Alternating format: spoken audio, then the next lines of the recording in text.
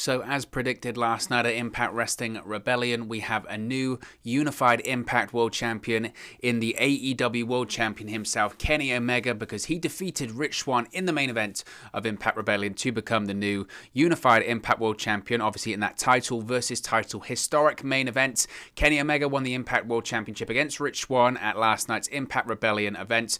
Now in the closing moments of the match, Kenny Omega landed numerous V-triggers and finished off Swann with the one-winged angel. Omega's AEW World Championship, of course, was also up for grabs in the title versus title main events. He now has 3 different promotions. He holds titles in 3 different promotions and is also the current AAA Mega Champion. Now, Don Callis and the Good Brothers, Kyle Anderson and Doc Gallows, were in Omega's corner, while Eddie Edwards and Willie Mack were in the corner of the then Unified Impact World Champion Rich Swann.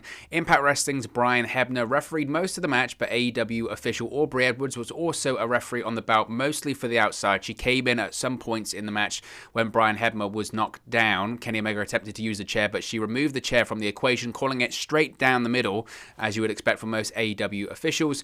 As also mentioned, we did a video about it here on the channel. Mauro Ranallo called the main event along with commentators Matt Striker and D'Lo Brown. So in terms of the outcome, not surprising, right? If you were I've seen any of the videos that we've done about this on the channel, you would know that not only did I predict this at the start of the year, and by that I don't mean, oh, look at me, I'm Nostradamus, I predicted it. I think it was relatively obvious. I don't think Kenny Omega was ever going to lose that main event. I don't even think it was part of a discussion.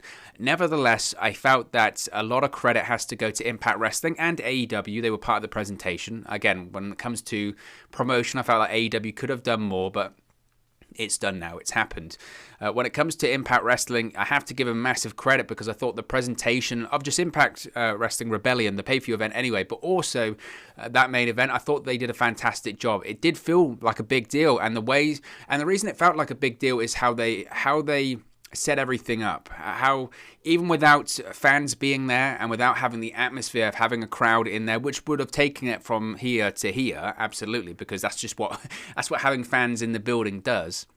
I felt that Impact Wrestling really did absolutely put a real strong presentation on, in the fact that you had Mauro Ranallo on commentary, which he makes things feel big. And I think an evidence of that is when you watch takeovers after Mauro Ranallo has left WWE. Not that they don't feel big or anything like that, but Mauro Ranallo just makes it feel, and it's kind of intangible. It's difficult to kind of explain how he makes it feel bigger. I don't know if it's his voice. I don't know if it's his passion. I don't know if it's his energy or his mannerisms, whatever. But he just makes things feel big, and he certainly did that last night. He made that main event feel big. Also, as I mentioned, you had the people at ringside. That made the match feel bigger. It also added an atmosphere that might not have been there. Obviously, they had the fake crowd noise there, but having the wrestlers at ringside, whether it was Doc Gallows or Kyle Anderson or in Rich Swann's corner, you had Eddie Edwards and Willie Mack. Having those guys in the corner, as well as just making it feel bigger, in the same way that if you had a big UFC or MMA fight, you would have their team of coaches and whatever accompanying them to the octagon. It was kind of the same last night in terms of accompanying them to the ring. You had the wrestlers there, made it feel bigger, gave an atmosphere. You also had Tony Khan, the AEW president and founder, sitting at ringside with Jerry Lynn and Tony Schiavone there as well. They kept cutting back to obviously Scott D'Amore, Impact Wrestling Executive Vice President. He was on the headsets as he usually was, but they kept cutting to him, and all of that kind of stuff I felt was really well done. Because part of the issue they had going into it was part of the issue that I spoke about before. It was predictable. We knew what the outcome was going to be. I think if people at any point thought that Rich Swann was going to win, I would have said you're pretty deluded. I think there was no way at all that Kenny Omega wasn't going to leave Nashville with both the AEW World Championship and the Unified Impact World Championship. That was always going to be the case. It was always going to be the case. So that led them the problem of, okay, if this is predictable, how do we make it feel big knowing what the outcome's going to be? And that came to presentation. Having Mauro Ranallo there, having the wrestlers in the corner, having Tony Khan and Tony Schiavone and Jerry Lynn at ringside, doing the camera cuts back to obviously Scott D'Amore, and having the 2 referees from different promotions. They made it feel big. And I have to credit Impact Wrestling for that. They definitely made it feel big, and obviously when it comes down to the crux of it as well, you have to credit Rich Swann and Kenny Omega for putting on a fantastic match. It was a really, really strong match. I felt at certain points, and again, I don't want to get too critical because I always hate pointing out certain elements of whether it's botches or whether it's someone getting tired or blowing up, all that kind of stuff. I'm not a wrestler, and I know that if I tried to do what they did last night, I definitely couldn't do it. So I'm always really hesitant to criticize them when it comes to that. I felt that at points, and again, I don't know. This could just be really, really good selling by Rich Swann. I don't know.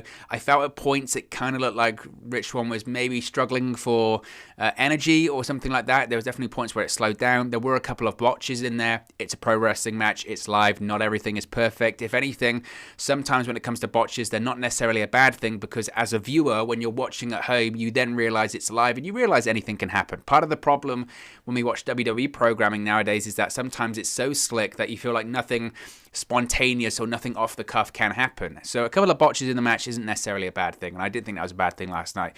Now, obviously, the discussion heading into the match as well was centered around the One-Winged Angel, wasn't it? They keep saying nobody's ever kicked out of the One-Winged Angel. They even said that line on commentary a couple of times last night. They had Mauro Ranallo say it. And when he said it, I kind of just rolled my eyes a little bit. It was sort of, come on, we know people have. We know Kota Ibushi has and that kind of stuff. But that was the point of discussion, wasn't it? Heading into it, could Rich Swann get out of the One-Winged Angel? Could he even kick out of the One-Winged Angel? They had a couple of spots where Rich Swann was able to maneuver out of it, and he was able to find a reversal, counter out of it, slip out, move it into a certain move or whatever. Once he hit the One-Winged Angel, though, Kenny Omega, that was really the moment I thought, well, here we go, and it was 1, 2, 3, and I think that was the right call. And I don't mean that as any disrespect to Rich Swann or anything like that, but that move is so protected, and in the same way that I never felt Kenny Omega was going to lose that match because he's the AEW World Champion and he's not going to be booked to lose in a rival promotion, in a lesser quote unquote promotion, in a smaller match. Again, when it comes to kicking out the One-Winged Angel, that move is so protective and it is going to be a big moment. Look, no one's kicked out of it in AEW. So I don't think that was going to happen in Impact Wrestling. But I felt the main event was very, very strong. As I mentioned, the outcome was predictable. What does it mean going forward? Well, it means Kenny Omega is going to stick around in Impact Wrestling. I thought the reaction of Scott D'Amore at the end as well, he kind of looked disappointed, but he also was clapping his hands because, like they said in the press conference prior to Impact Rebellion, that they expect both champions, or they expect the champion, whoever that may be, we now know it's Kenny Omega, they expect the champion to hold up all of the commitments for Impact Wrestling and also all of the commitments for AEW. So that's what they're expecting going forward with that. So I think it means Kenny Omega appears on every episode of Impact Wrestling going forward. Does it mean Kenny Omega has a load more matches on Impact Wrestling on Access TV? Not necessarily. I think he probably will have a couple, but not loads. How long does he hold it for? I said previously that I felt he probably holds it to Slammiversary. I think it's really dependent on, though, I think it's really dependent on how long he's the AEW World Champion. And the reason I say that is because it's the same reason why he won last night and there was no chance of Rich Swann winning.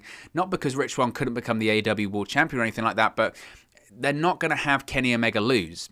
And that's the key thing there. That's the key element there, is that Kenny Omega isn't going to lose whilst he's the AEW World Champion, because AEW aren't going to have their World Champion go to another territory and lose a match, because it makes them look weak. It makes the title look weak. And realistically, AEW are helping out Impact Wrestling by loaning them their World Champion and one of their biggest stars and one of the best wrestlers in the world. They're not going to have Kenny Omega lose. So I think when he drops the Impact World Championship, it's really dependent on when he drops the AEW World Championship. Now, if he drops the AEW World title at, say, Double or Nothing, then you could say, well, after that point, it's not really a massive issue whenever he drops the Impact World Championship, because it's not the AEW World Champion doing a job on a separate, for another promotion in a separate atmosphere, that kind of stuff.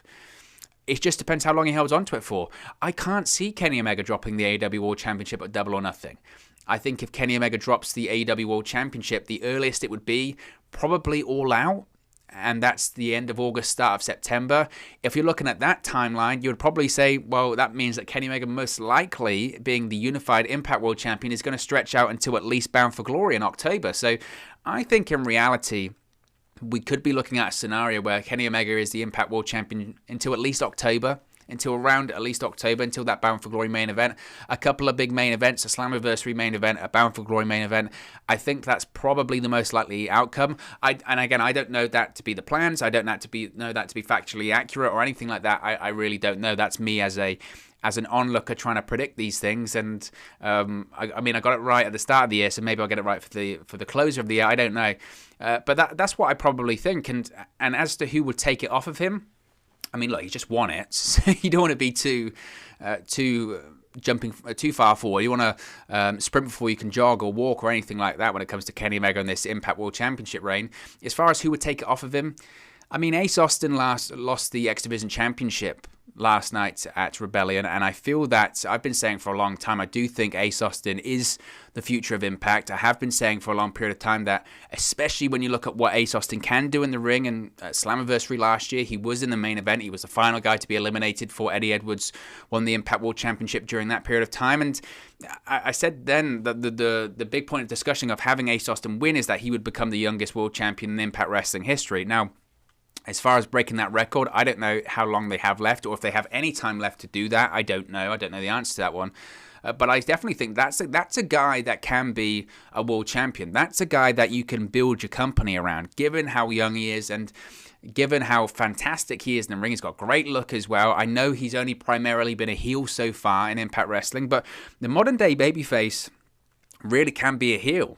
You know, anti-heroes are over. People like anti-heroes, and the best baby faces of all time always start off as heels, because they're heels to the point that they get so popular in the end that you just have to turn them into babyface. And I think that's probably going to be the same for Ace Austin. I do look at someone like Ace Austin and say, that's the guy that you can have as the top babyface in the company. I truly believe that. So if they got the X Division Championship off of Ace Austin last night to begin building him, to have this eventual Kenny Omega showdown, maybe at Bound for Glory, that would be a big deal, and that would be smart booking. That would be smart and long-term booking by Impact Wrestling, because also you have to figure out that Impact Wrestling realizes, well, at some point someone's got to beat Kenny Omega for the title. Someone has. And if they get it right, Impact, if they really truly get this right when it comes to the picking that person that is going to beat Kenny Omega, they will make themselves a star. They will make themselves a big name star in Impact Wrestling. Now, when I say get it right, there's a lot of factors in there. They have to get it right in terms of picking the right person, obviously, in terms of can they live up to their potential? Can they be that top guy in the company? They also have to get it right in the sense that they can't pick someone that's, say, got 6 months left on their contract. Now, you could look at that and say, well, that's being quite naive. They could always sign a new contract. Maybe that's the way to convince them. I don't know if necessarily that's smart business. I think the smart thing would be like an Ace Austin. We know Ace Austin's got, at least 2 years, maybe a bit longer than that, still on his contract. You look at him and say, right, we build him, we make him a big star, and we've got him then. We've got him for a couple of years, and we can make money with him, and we can make money for him in that scenario. And I know I'm beating that Ace Austin drum quite a bit at the moment, but I think that makes the most sense. I really do. I think that makes the most sense in terms of picking the right guy to crown, to anoint in that role. So I think Ace Austin would be a great opponent for Kenny Omega. And like I said, if that's at Bound for Glory, I don't know who Kenny Omega does face at Slammiversary. That's a really interesting one as well. Could be a former returning Impact Wrestling star, a former WWE star. We don't know. There was certainly a Slammiversary teaser last night, wasn't there? And I'm going to be doing a video on that today as well, so be sure to check that out on the channel. So yeah, in closing, really, before we wrap it up, I really enjoyed it. I thought it was a really fun match. It felt like a big-time match, like I mentioned. Regardless of the outcome being fairly predictable and fairly obvious, the match felt like a big deal. I really do hope that Mauro Ranallo is going to be around for a longer period of time. I don't know if that is the case or not. He only obviously came in for the main event last night. But even just having him on commentary, and that isn't a slight to Matt Striker or D'Lo Brown, because I think they do a fantastic job, and I felt they did a really good job last night. It's definitely an improvement on the commentary team that they previously had, the broadcast team they previously had. But just having more Ranallo in there, it's levels, the phrase, right? There are levels to this game, and Mauro Ranallo certainly feels like just going up an extra level, doesn't it? Having him in there, having him involved just feels big. It certainly feels big, and maybe now that the the channels of communication have been open. It feels like maybe possibly something could happen in the future. Who knows?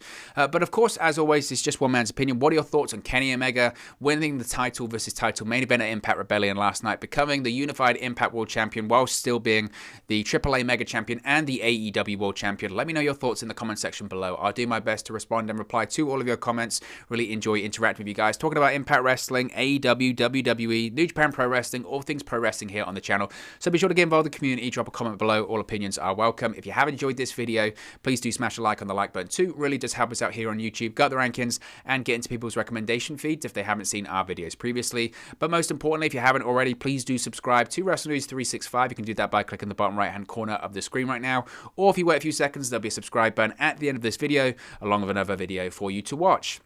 Thank you very much for watching, listening, streaming, or have you come across this video today, and I'll speak to you again very, very soon.